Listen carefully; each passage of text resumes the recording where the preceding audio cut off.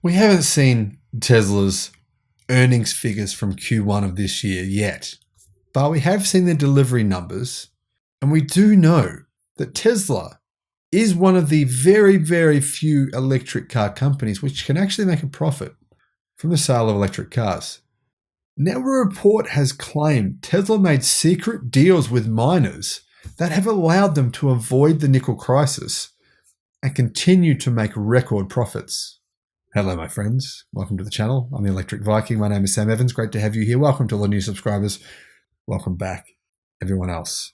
Tesla reportedly signed deals with several nickel suppliers in 2021 that included a multi-year contract with mining giant Vale SA. Now, I said this, I made this claim a number of times. I said Tesla would likely be unaffected by the rise in nickel costs because they would have signed long-term contracts and deals.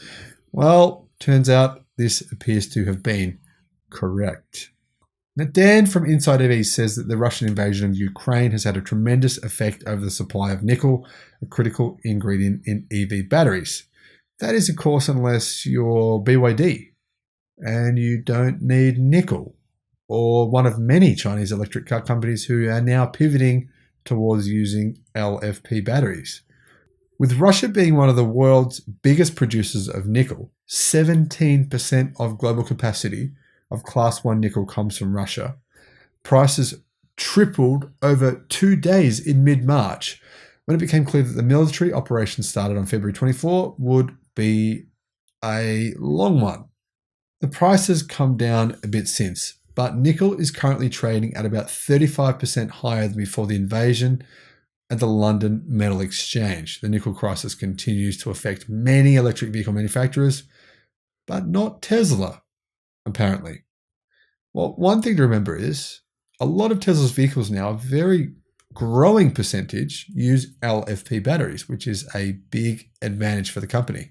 However, the US EV maker reportedly signed secret deals with several nickel suppliers since 2021, including a multi-year supply contract with mining giant Vale SA. The as yet unannounced agreement covers nickel from Canada, unnamed sources told Bloomberg. I'm not sure how Vale SA would be currently feeling that they're getting pretty reduced costs for their nickel, but anyway, that's the risk you take, isn't it? As opposed to most electric vehicle manufacturers, Tesla has spent years focusing on how to secure its own nickel supplies as part of Elon Musk's focus on vertical integration to maintain control of the company's supply chain. People don't realize how far Tesla is ahead when it comes to securing the supply chain for raw materials and an integrated approach to battery materials, said Todd Milan, spokesman for Talon Metals. You know, the funny thing is here, right?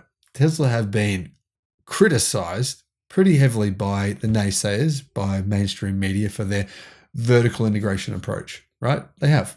A lot of them said that's not the right way to go about it. Legacy Auto doesn't do that. Why should Tesla do that? Legacy Auto just basically buys a catalog and picks all the parts they want out of it, and that's how it works. That's the way the industry should work, right?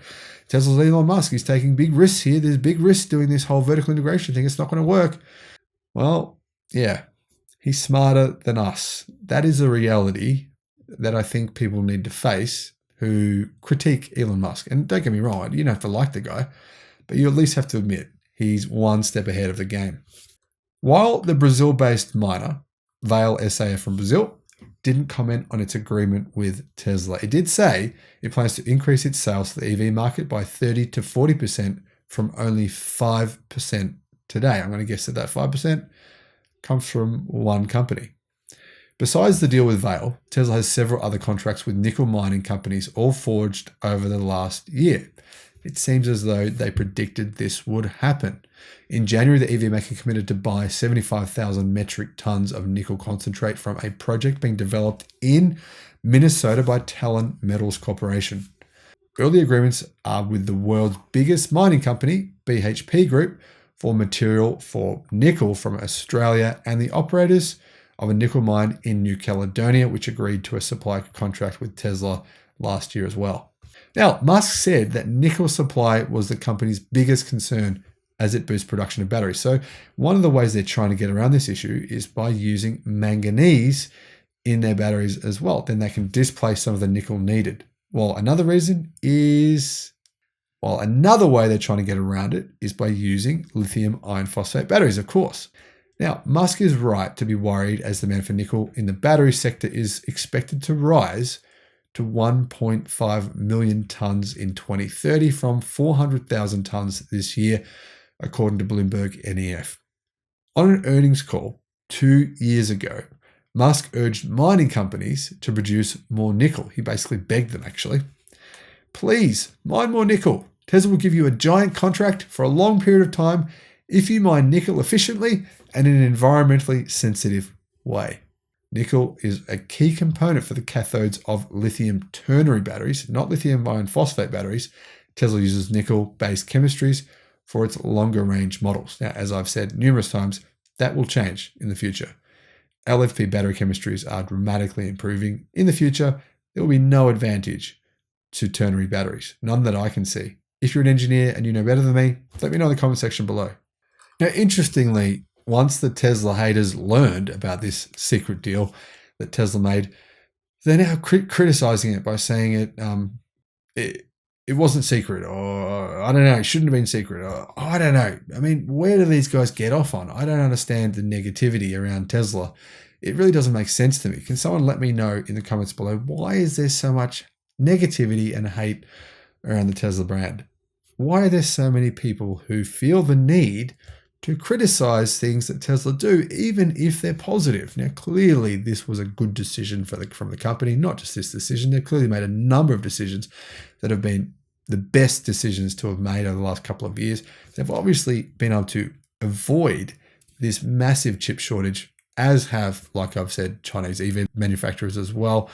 So what they've done over these past couple of years really should be held up and said this is the gold standard. But for some reason, there are still so many people hating on this company to the degree where I think that maybe they make a job out of it. Maybe they get home from work and just jump on and start, blah, blah, blah, blah, I hate Tesla, they did this wrong, I don't like them. I don't know, I don't understand it. Maybe I just need to stop reading all the comments. Let me know in the comment section below what you think about these people who just, I don't know. Have you been one? Have you ever felt this way? Let me know. Thanks for watching.